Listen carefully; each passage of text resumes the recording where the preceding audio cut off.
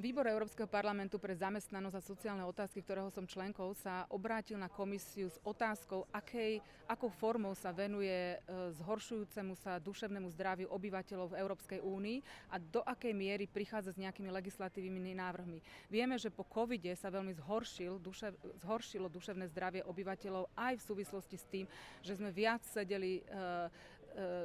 za počítačom, mali sme horšie predelenie medzi prácou a rodinným životom a životom mimo práce práve preto, že sme pracovali z domu a to práca z domu v podstate pretrváva aj dnes do veľkej miery. Ona má aj výhody, ale aj svoje nevýhody. Preto sme sa spýtali komisie a budeme teraz o tom diskutovať, o jej odpovedi, že do akej miery chystá legislatívu na to, aby nejakým spôsobom upravila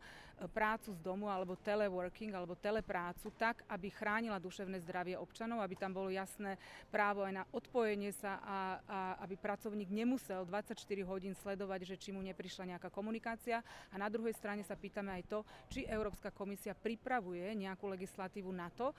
že prichádza umelá inteligencia do pracovného procesu,